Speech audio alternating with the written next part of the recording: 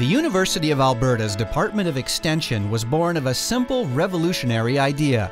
The 20th century university would no longer be an elite institution serving a privileged class. It would, as the U of A's founding president Henry Marshall Torrey insisted, commit to uplifting the whole people. Its mission was to find out what the people needed and then used its resources to bring those services to the people, wherever the people lived. Torrey, from the very beginning, had his 4 professors and himself out there doing what was essentially extension work, going out and talking to the people, giving lectures and so forth.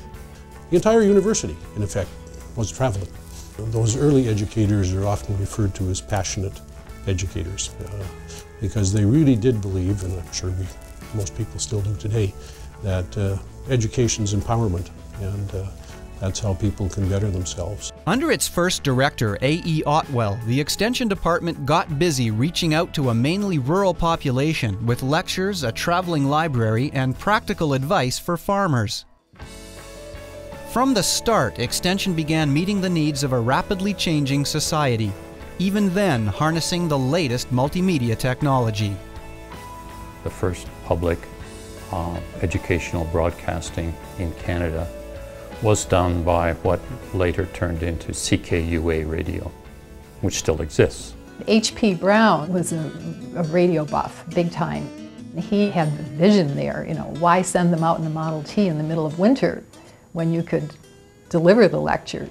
And the whole idea was to bring the university to the people. In 1927, they got the electrical engineering department involved and built a transmitter and outfitted the station with a studio in the power plant. Good evening, everybody. This is your university station, CKUA. HPB announcing. And then, of course, there was the Carnegie Grant, and that was for encouragement of the arts throughout the province. So Extension used that to encourage drama groups, painting groups, and music groups throughout the province. And they eventually started doing this sort of thing at Banff. And ultimately that was what turned into the Banff School of Fine Arts. The girl who comes from Calgary to study weaving will go back to teach others in a movement that is advancing the whole art of handicrafts. By 1950, the U of A employed more people in extension work than the next 4 Canadian universities combined. The Department of Extension was truly becoming a powerhouse of community outreach. So this was by far the biggest and most arguably the most successful extension unit in Canada in the first half of the 20th century. In the second half of the century, Extension continued to thrive with an increased emphasis on adult continuing education, offering evening classes in areas such as local government, business, and English as a second language. The general idea was people having skills is of economic value to the society. Therefore, we should train people in the required knowledge and skills to boost the economy.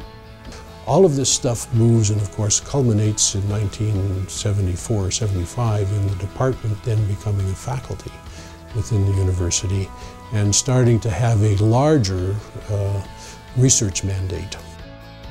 In addition to promoting lifelong learning in a variety of disciplines and offering a number of professional programs, a central focus in recent decades has been research on community engagement. Which is more than outreach. Outreach is just extending our resources. Engagement means we actually are part of those communities and we listen to those communities and we bring their ideas and our expertise together. I would not go out as a curiosity-driven researcher and say, I think this is an important issue, now I'm going to look around for a place that will let me do it on them. Engaged scholarship really starts in the community, with community identified issues and concerns, and it's a bringing together of the resources of the university with the resources of the community.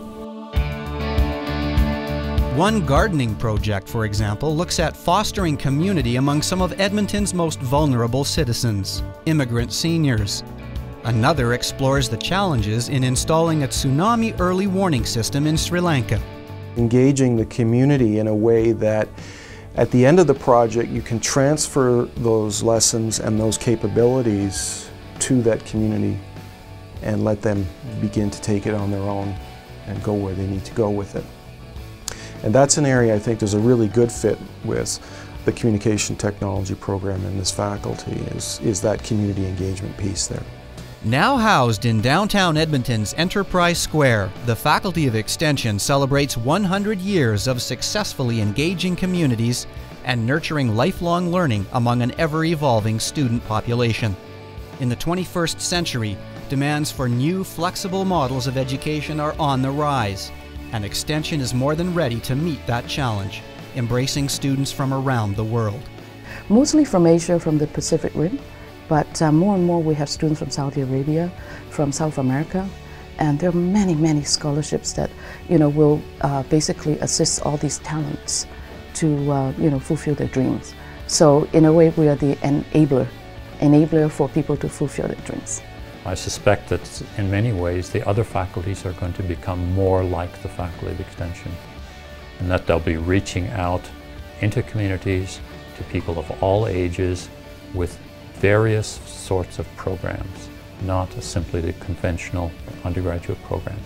This is starting to happen already. It's public scholarship, and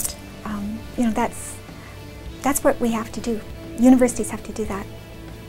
We have a moral obligation to do that.